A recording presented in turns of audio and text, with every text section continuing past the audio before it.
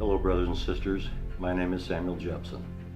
I'm a retired police officer. I served 25 years. I currently serve as a law enforcement chaplain. I've been doing that for 7 years. I serve the Arizona State Chaplain Service. I serve one of the largest and finest Christian churches. And I also serve one of the largest and finest law enforcement agencies here in the state of Arizona. The FBI essentially defines a mass shooting as a single attack in a public place in which 4 or more victims are killed and where the incident does not include your more typical crimes such as robberies or burglaries, assaults or gang-related violence, etc. Since 1982, there have been at least 91 mass shootings across the U.S., with killings unfolding in 34 states. 55 of the 91 have occurred since 2006. The FBI also says that mass shootings are on the rise and that 70% of them are over in less than 5 minutes. 40% are over in less than 2 minutes. In other words, the vast majority of them begin and end even before the police can arrive on scene. So with all the lives lost as a result of mass shootings and other crimes, why is the Second Amendment in the Constitution anyway? And why don't we just change the Second Amendment and get these guns out of the hands of the people, which would get them out of the hands of the criminals, which would stop these senseless shootings? After all, wasn't the Second Amendment placed in there so that people could have a well-regulated militia, so they could protect themselves because they had no organized police force, no Army, no Navy, no National Guard at the time? Let's start with the simpler, more obvious, and easiest question. Wouldn't changing the Second Amendment to reduce gun violence work? History has proven it would have very little impact on it, and in all probability, it would increase the violence. The proof of that statement is the American cities with the strictest gun laws also have the highest violent crime rates, and that is also true with the countries that have the strictest gun laws. They too have the highest violent crime rate. You simply cannot force someone to be law-abiding, regardless of the laws you pass.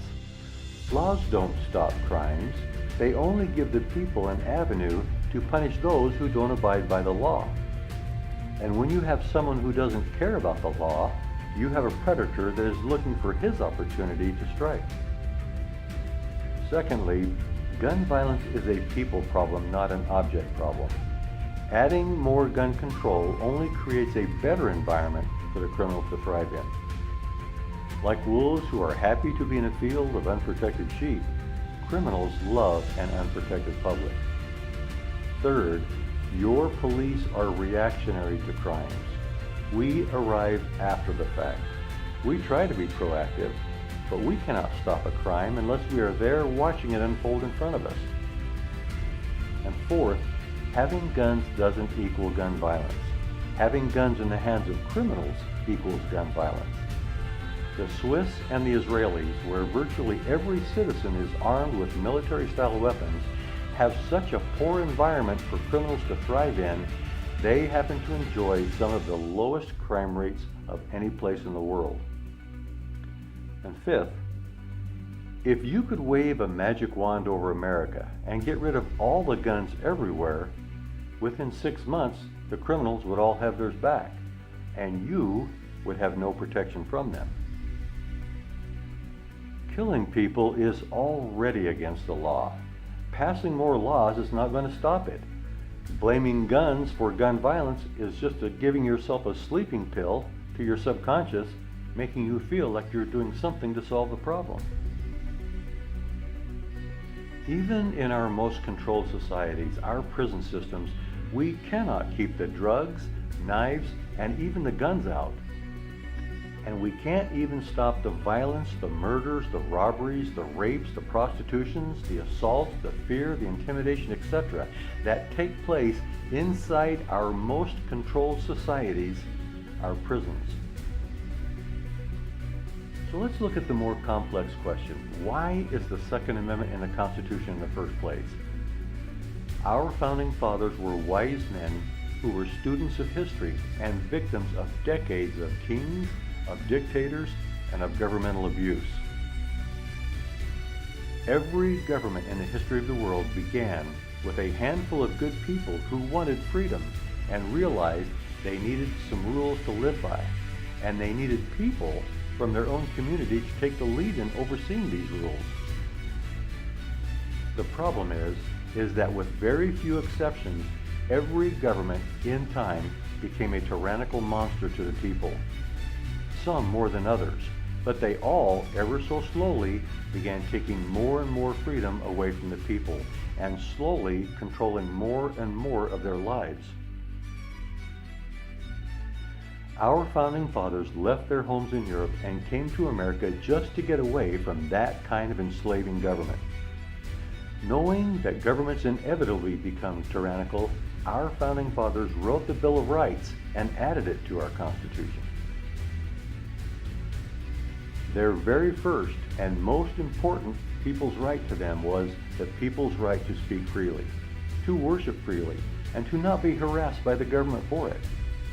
Their second most important right to them was the people's right to, if needed, to force their government to be fair with them, or to throw it off and to start anew.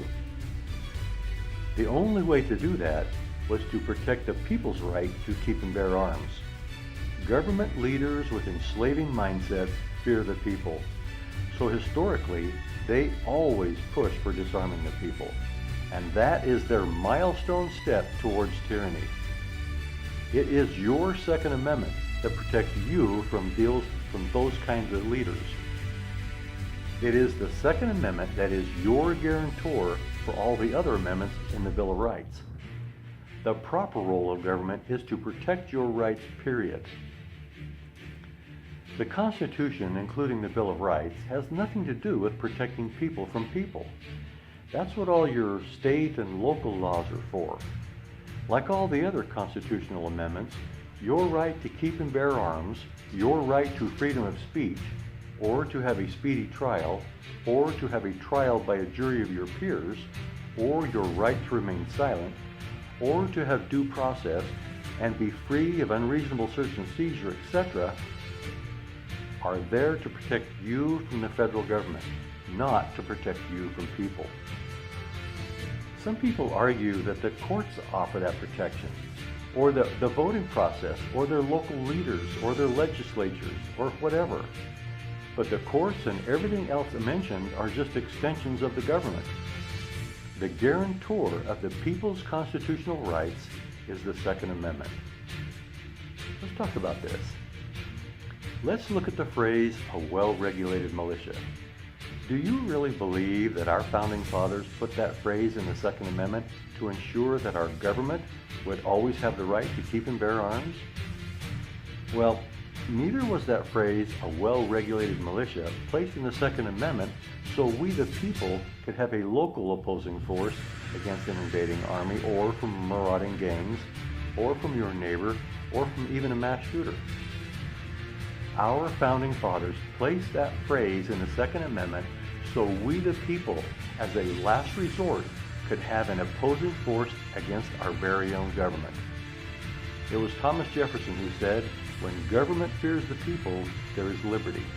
When people fear the government, there is tyranny." You might ask, well, why don't we just get rid of the assault weapons and the high-capacity magazines then? Well, the answer to that is this.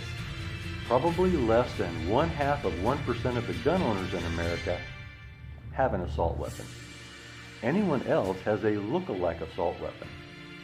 An assault weapon is a military rifle with a 3-round burst and full auto capability. The current law is, unless you apply for, submit to extensive background checks, are granted, and pay for a federal ATF tax stamp, you cannot buy, own, transfer, or sell an assault rifle. And it's been that way since 1934. As for taking away the high-capacity magazines, that goes right to the purpose of the Second Amendment. If the people ever had to defend themselves against a tyrannical government, having World War I style bolt-action rifles or sporting rifles would increase the slaughter on the American people, and it would virtually make it almost impossible to defend ourselves. And once those are taken from the American people will never get them back. Most of the people who are trying to get rid of the Second Amendment or alter it are well-meaning people, but some are evil and are very crafty with a very specific agenda of removing the people's right to protect themselves against a future tyrannical government. They are very aware of the real purpose of the Second Amendment, and they want that changed. Their hope is they can camouflage the real reason for the Second Amendment with enough other reasons to get you to change the Second Amendment yourself. And they hope that you will be uninformed enough and easily swayed by their bias and most often false information to you. These people are not your friends watching out for your safety as they purport. They are internal terrorists. They are internal enemies to the Constitution. They are wolves in sheep's clothing. But to those who mean well, they do not understand the curse that they will bring upon themselves, or upon the rest of us, or upon their children, or upon our children, or upon all our future generations. If they join forces with the internal terrorists and succeed, they will remove theirs and their children's protection from their own government, and they will open the door to tyranny for all future generations. The generation that gets rid of the Second Amendment will be forever known by future generations as the traitor generation, and those who pilot it or push for it will forevermore be known as the Benedict Arnolds to the people. You might ask, isn't changing the Second Amendment at least a step in the right direction? Historically, it's a step toward tyranny. It's a step toward higher crime rates, and it's a step toward more fear in the hearts of the people. Making good people defenseless does not make bad people harmless. No true American-loving politician would ever resent the people ever having the ultimate last resort to keep their government in check, or the right to throw it off and start anew if needed. And once that right is lost, it will never be given back to the people. Only blood will bring that one back. I know of no law enforcement officer or soldier who is in favor of changing the Second Amendment, or who believes taking guns from the law-abiding citizens will reduce crime. And no one wants to believe that this last resort is necessary, and no one wants it to be necessary. That would be a horribly dark day in all of our lives. But that's not the point. It only takes one leader, one decade, one generation to change everything from good and enjoyable to bad and intolerable. As for the violence we are seeing, what's the answer for that? The times we live in, the things we are seeing were foretold by Daniel in the Old Testament and John the Revelator in the New Testament. The fact is, the more we turn from Christ, the more He lifts His protecting hand, and the more calamities we bring upon ourselves. God told Solomon that if the people, which are called by my name, will humble themselves, repent, and turn to me, I will heal their land. That is simple, definitive, and quite a promise.